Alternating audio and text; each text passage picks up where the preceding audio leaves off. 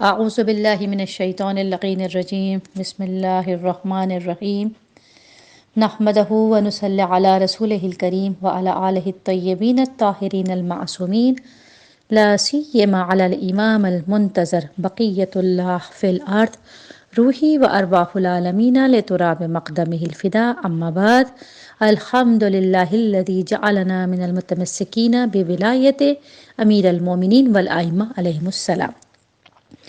ماہ مبارک کی دوسری تاریخ۔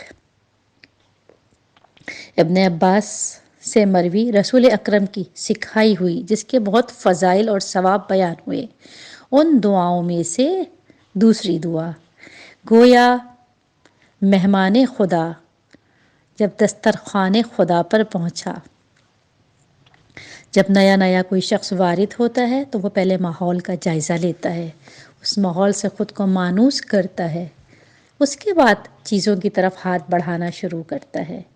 جب اس مہینے میں خدا کے مکرم مہمان کی صورت میں اذن دخول مل گیا اور ہم اپنے اطراف پہ نظر کرتے ہیں کہ یہاں کیا کیا چیزیں موجود ہیں، یہاں کس قسم کا ماحول موجود ہے، یہاں کیا کیا آمادہ ہے، پھر اس کے حساب سے ہم طلب کا دست آگے بڑھاتے ہیں۔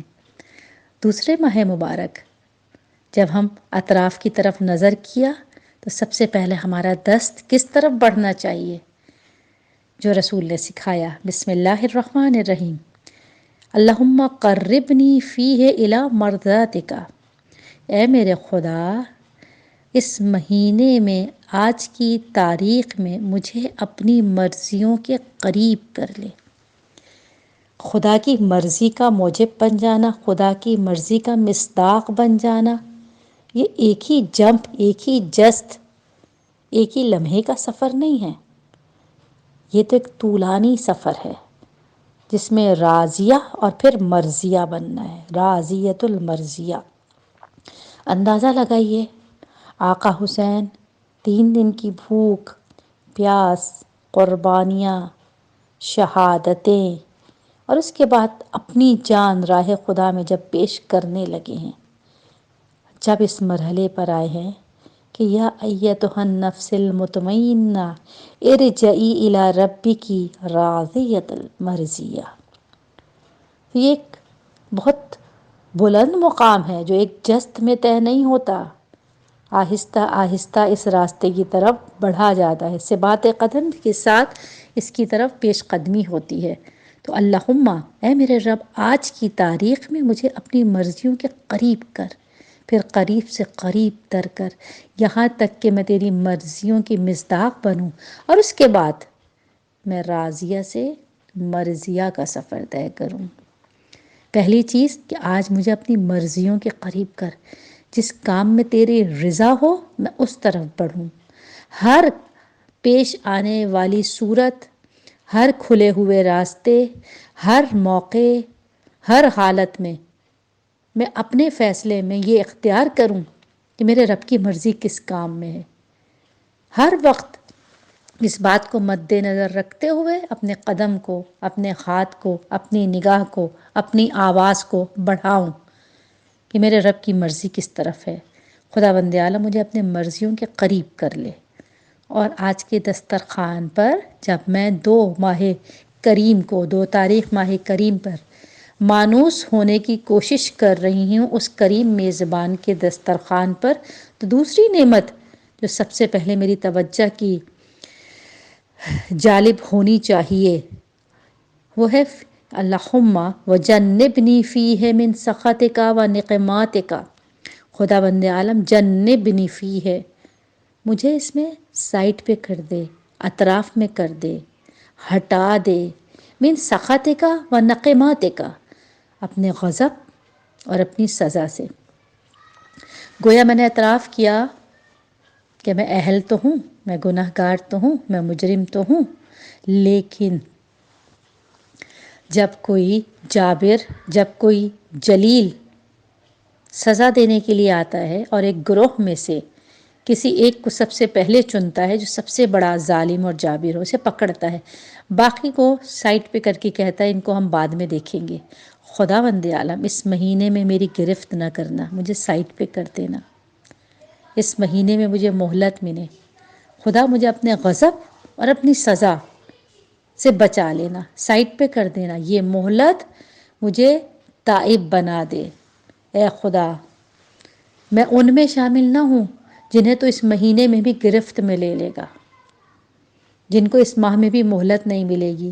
خداوند عالم اس مہینے میں مجھے مہلت دے، راتوں کو، دنوں کو، لمحوں کو، گھڑیوں کو مہلت دے، تیرے قریب آنے کی اور تیرے گناہوں سے اپنے آپ کو آزاد کرانے کی۔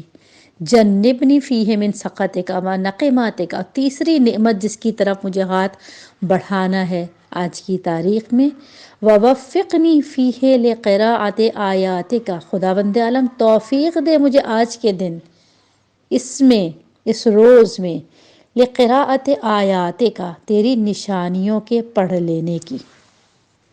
قراءت اور تلاوت میں فرق ہے۔ قراءت کہا جاتا ہے بغیر تدبر، بغیر معانی اور بغیر عمل کے فقط پڑھ لینا، یعنی بس نظر ڈال لینا، بس اس پر توجہ دے دینا۔ جب یہ توجہ، یہ نظر، یہ دھیان عمل کی منزل میں آ جائے گا، گہرائی کی منزل میں آ جائے گا، جب سطح سے گہرائی کی منزل میں آئے گا تو اسے تلاوت کہا جائے گا۔ تلاوت تالی سے ہے، تالی پیچھے پیچھے چلنے کو کہا جاتا ہے۔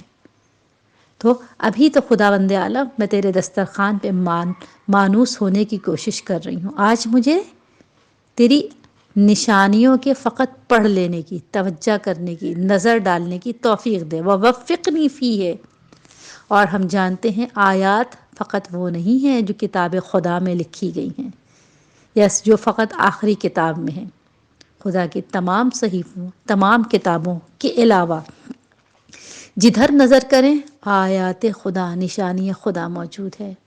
سورج کی پہلی کرن نشانی خدا ہے، جب سورج پورا چھا جائے، والشمس وضحاہا خدا کی دوسری نشانی ہے۔ سورج کے ڈوبتے ہی جب چاند آ جائے، والقمر اذا تلاہا، یہ ایک اور نشانی ہے۔ ہوا کا چلنا ایک اور نشانی ہے۔ جس طرف نظر کریں، کائنات کے نظام کو دیکھیں، آیات خدا ہیں۔ خداوند عالم میری نگاہ کو نگاہ توجہ بنا دے، اس میں تیری نشانیوں کو میں پڑھنے لگوں۔ خداوند عالم آج کی تاریخ میں مجھے سطح سے عمق، سطح سے گہرائی کی طرف جانے کی توفیق عنایت فرما۔ وفقنی، مجھے توفیق دے، فیہ لقراءۃ آیاتک، جدھر نظر ڈالو تیری نشانیوں کو ملاحظہ کروں اور انہیں پڑھوں۔ برحمتک یا ارحم الراحمین، اور یہ سب کچھ تیری رحمت کے بغیر نہیں ہو سکتا، کیونکہ تو ارحم الراحمین، رحم کرنے والوں میں سب سے زیادہ رحم کرنے والا ہے۔